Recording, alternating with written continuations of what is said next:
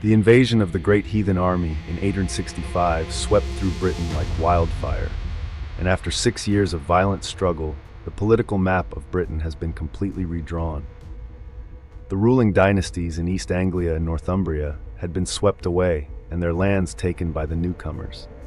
Mercia teetered on the brink of a total collapse, its east flooded by marauding Scandinavians. Various rulers of Pictland fought on to retain their independence, and even the Welsh had their fair share to deal with. Yet one kingdom remained intact. Wessex, under the King Alfred, managed to pay a group of invading Vikings under Halfdan to leave his kingdom. Yet similar agreements were made and broken before, so Alfred knew that sooner or later the Vikings would be back.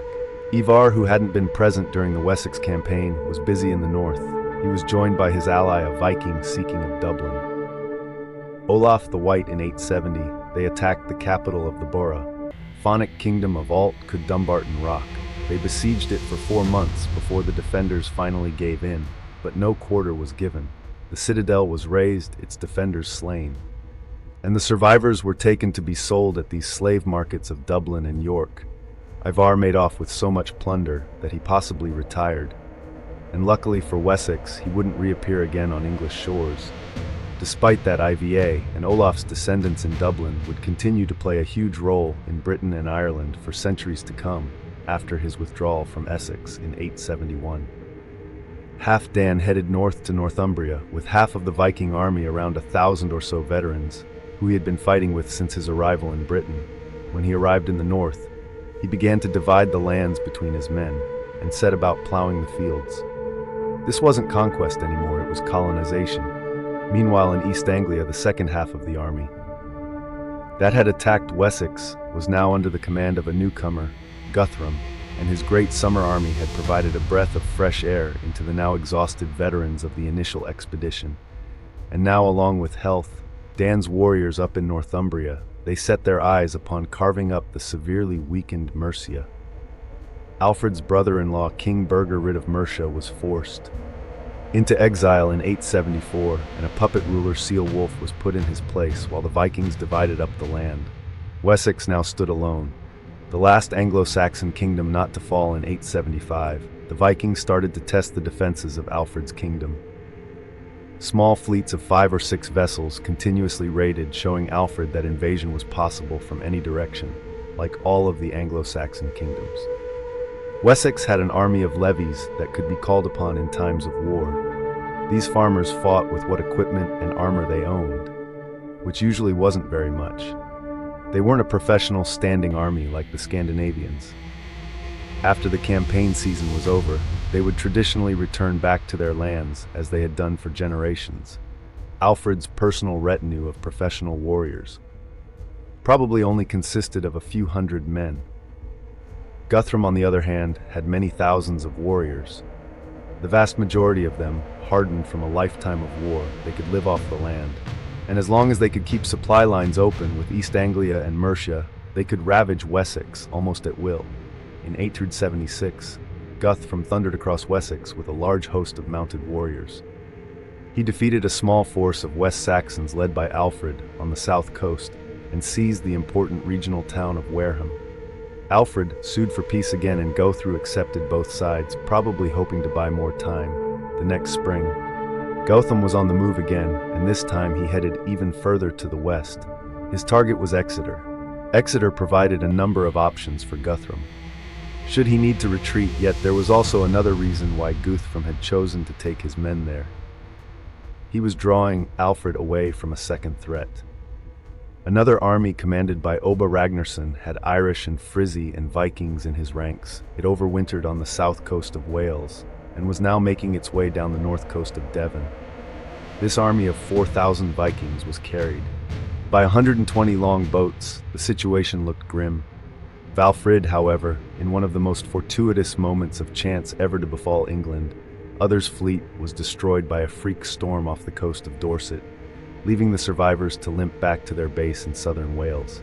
Upon hearing the news, Guthrum abandoned his plan and rode north to Gloucester in the south of Mercia. However, Alfred was still beset on all sides by armies of raiders intent on personally sacrificing him to Odin and usurping his kingdom. on the 6th of January 878, in the midst of the Christmas festival that was an important part of Anglo-Saxon culture. Guthrum threw all of his cards on the table and suddenly appeared at Alfred's royal estate at Chippenham with a mounted force of his best outriders. This surprise attack, possibly launched in conjunction with treacherous West Saxon ealdormen, very nearly ended Alfred there, and then he barely escaped with his life with just a handful of followers, whilst Guthrum sent his warriors in swift pursuit. Alfred fled west, deep into the marshland of the Somerset levels. At the time, a vast area of undrained boggy wetlands. He knew the area well, having spent much of his youth there, while Guthrum had no such knowledge of the intricate river ways and secret paths. Alfred set up his base on the island of Athelney in order to make his final stand with just a few hundred followers. Had Alfred failed or given up and ran like Egbert of Mercia did, England would have become Dane. Learned Guthrum stood on the very brink of becoming king in not just East Anglia and parts of Mercia, but Wessex too. For the next several months it was Alfred.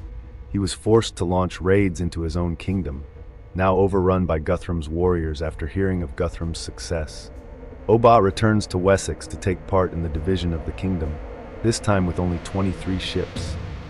He made landfall somewhere in northern Devon, near a fortress called Arx Sinwyd. This location was selected with intent to corner Alfred in a pincer movement after his withdrawal to the wetlands of Somerset, rather than the easy campaign he had hoped for. However, Bobo was met there by the alderman of Somerset order who had levied his feared man to drive out the invaders. It was there at the Battle of Sinwyd in 878 that Uber, the last living son of Ragnar, was struck down in battle. This room was left, overextended by the destruction of others' force at Kindred, and this appears to have allowed Alfred and his ealdormen to break up Guthrum's exposed supply lines and lines of communication. Alfred been called as many of the feared men of Somerset, Wiltshire, and Hampshire as he could, the only counties left to have any semblance of West Saxon government, for 3 long days between the 4th and the 7th of May. They waited at a local rallying point called Egbert's Stone for their warriors to arrive from all corners of the kingdom. Finally, once a sufficient force had been raised, probably several thousand levies with only a few hundred professional household soldiers, they marched to Eddington, where Alfred engaged with Rome's warriors in one final definitive battle that would decide the fate of Wessex once and for all. A ferocious battle ensued as the two shield walls crashed against one another all day. The two sides fought until finally the smaller Danish force broke and fell back to their fortress. As Chippenham, the West Saxons had no mercy for the Danes that day. They killed everyone who didn't make it inside the fortress, and for siege Guthrum for 2 weeks before he sued for peace, in addition to offering the customary hostages and promising to leave Wessex for good.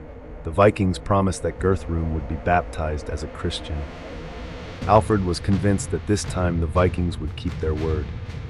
The Danes finally pulled out of Wessex, entirely retreating back to East Anglia, where Guthrum became king in 886.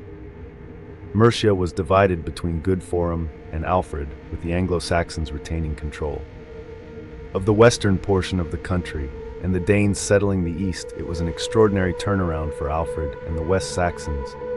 Not only had he saved the kingdom, but now he found himself in a relatively strong position.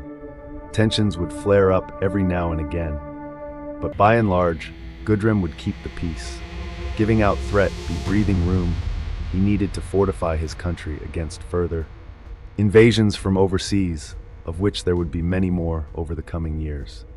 This is the MR Documentaries and Stories channel, and we will catch you on the next one.